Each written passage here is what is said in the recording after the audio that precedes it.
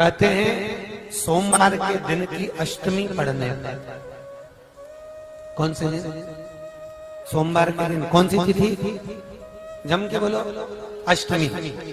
सोमवार के दिन अगर अष्टमी तिथि पड़े और उस दिन अगर 5 बेलपत्र भगवान शिव को समर्पित कर दी जाए तो व्यक्ति जो सोचकर, जिस कामना से, जिस मनवांछित फल के लिए बेलपत्र चढ़ाता है, उसकी वो कामना मात्र 3 महीने में पूरी हो जाती है। मात्र 3 महीने। एक बात बहुत सुंदर है, ध्यान रखिएगा थोड़ा सा। कभी अगर मौका लगे, सोमवार की अष्टमी पड़ जाए, क्या पड़ जाए सोमवार की? जम के बोलो जरा, अष्टमी। या तो सोमवार की अष्टमी पड़ जाए, या हर महीने शिवरात्रि आती है, हर महीने आती है, या तो सोमवार की अष्टमी पड़ जाए या फिर सोमवार की शिवरात्रि पड़ जाए, हर महीने आती है। प्रयास करना कहीं से देसी गाय का दूध मिल जाए, थोड़ा सा दूध देसी गाय का मिल जाए, थोड़ा सा दूध देसी गाय का, थोड़ा सा दूध अगर प्राप्त हो जाए,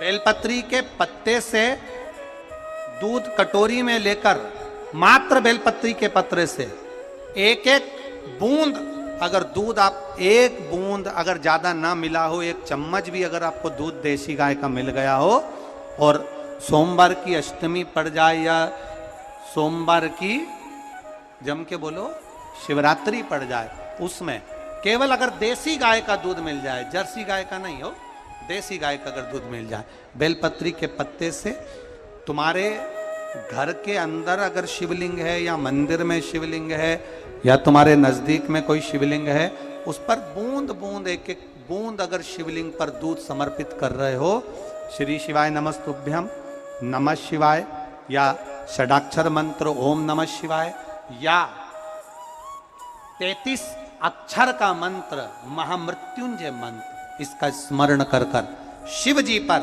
देसी गाय का दूध समर्पित कर कर इस बेलपत्री को अशोक सुंदरी वाली जगह पर अगर आप समर्पित कर देते हैं, फिर आप जिस भी चीज के लिए अप्लाई करें, मेरा देवाधिदेव महादेव आपका हाथ पकड़कर खींचकर आगे बढ़ा ही दे।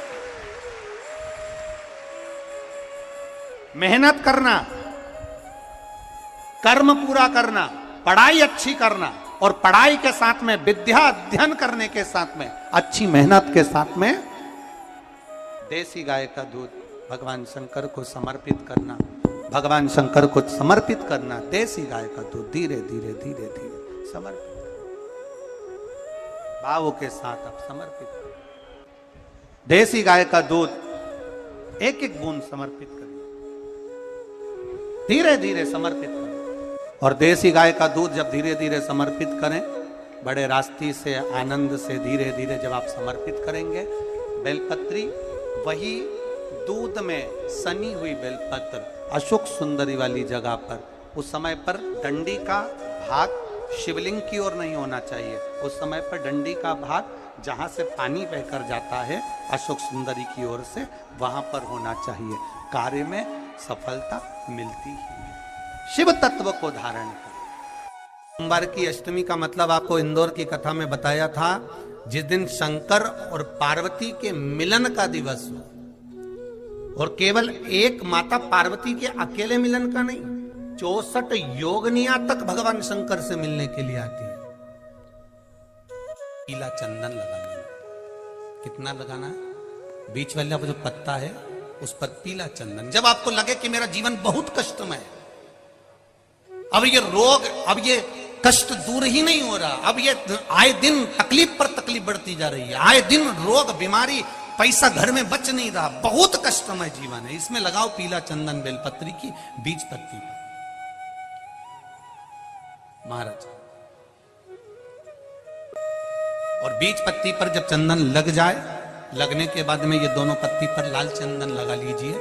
इन दोनों पत्ती के बीच में जो डंडी का भाग होता है, आपको कहा था, आपको स्मरण में होगा शायद, हमने जब बेलपत्री की महत्वता बताई थी तो उस बेलपत्री की महत्वता में कहा था ब्रह्मा विष्णु महेश ये 3 हैं, बोला था।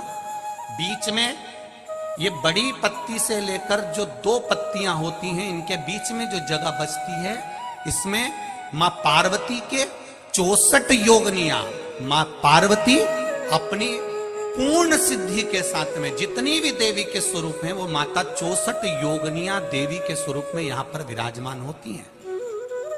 2 पत्ती के नीचे से जो डंडी होती है नीचे तक, ये पूरी डंडी में 33 कोटि देवी देवताओं विराजमान होते हैं इस पूरी डंडी के अंदर।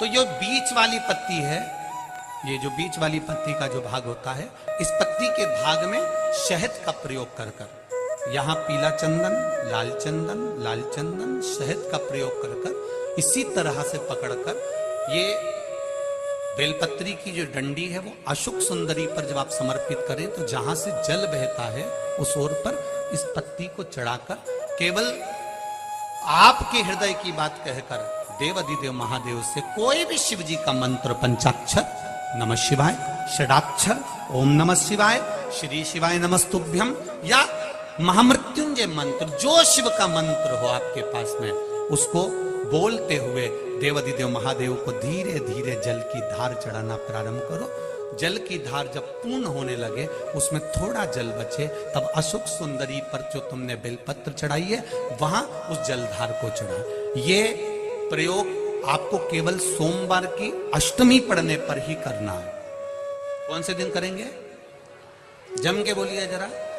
सोमवार की अष्टमी पढ़ने पर यह प्रयोग करें और जल चढ़ाकर बाबा से विनती कर कर उसी बेलपत्र को वापस उठाकर कहीं जलाशय में या किसी पेड़ के नीचे विसर्जन कर दें और 1 लोटा जल वहां भी चढ़ा दें। बस निवेदन कर कर आ जाइए, मेरा बाबा 3 माह के अंदर हाथ जरूर पकड़ेगा और आपको दलदल से बाहर निकाल देगा। बात और आपसे कहेंगे, उतारिएगा। जिसके शरीर में सफेद चमड़ी पड़ने लगती है, चर्म रोग हो जाता है, या चेहरे पर आंख के पास में पूरा कालापन आ जाता है, उसको हमेशा याद रखना है, लाल चंदन का लेपन पीपल के पत्ते पर करिए। काय पर करना है? पीपल के पत्ते पर लाल चंदन का लेपन करिए। लेपन कर कर सोमवार की अष्टमी के दिन उसको लेपन कर कर वापिस निकाल कर शंकर भगवान पर उसका धीरे धीरे त्रिपुंड बनाकर लेपन करना प्रारंभ करिए। जब आप त्रिपुंड बनाकर लेपन करना प्रारंभ करें, उसके बाद उस चंदन को जो सोमवार की अष्टमी है तब निकाल कर लिया है और निकाल कर लाकर उसको डब्बी में रख लें। उस चंदन का प्रयोग चर्म रोग के स्थान पर थोड़ी थोड़ी मात्रा में करना प्रारंभ करें पानी के साथ मिलाकर, परंतु उस चंदन को केवल 6 से 7 दिन में प्रयोग करिएगा, ज्यादा नहीं। धीरे धीरे चमड़ी, परंतु उसको सोमवार की अष्टमी के दिन सिद्ध कर कर बनाना है, उसको सोमवार की अष्टमी के दिन चढ़ाना है। श्री शिवाय नमस्तुभ्यम या ओम नमः शिवाय या पंचाक्षर मंत्र या महामृत्युंजय मंत्र, जो आपको आता हो, शिव जी का जो नाम आपको याद हो उसको बोलकर चढ़ा दो। उसको लिया, फिर उसको अपने शरीर पर लगाना प्रारंभ करो। उसका फल आपको 15 दिन के अंदर धीरे धीरे धीरे धीरे प्राप्त होना प्रारंभ। लाल चंदन का प्रयोग शिव जी के लिए अवश्य। सोमवार के अष्टमी के दिन अशोक सुंदरी वाली जगह, सबको मालूम है ना अशोक सुंदरी की जगह, अशोक सुंदरी वाली जगह पर 7 हल्दी की बिंदी रख दी जाए। लड़का लड़की जिसका विवाह नहीं हुआ उसका हाथ रख दिया जाए और वही हाथ के छापे पीपल के वृक्ष पर 5 लगा दिए जाएं। महाराज 3 महीने में उसका विवाह पक्का हो जाता है। सोमवार की अष्टमी का इतना भाव है, सहज नहीं है। सोमवार की अष्टमी शिव और आद्य शक्ति का मिलन है। सोमवार की अष्टमी भगवान शंकर और पार्वती का मिलन। ऐसी कौन सी कामना है जो शिव पूर्ण नहीं करते? बस आपका विश्वास, आप उस पर भरोसा करना तो पूर्ण करना, पूर्ण भरोसा।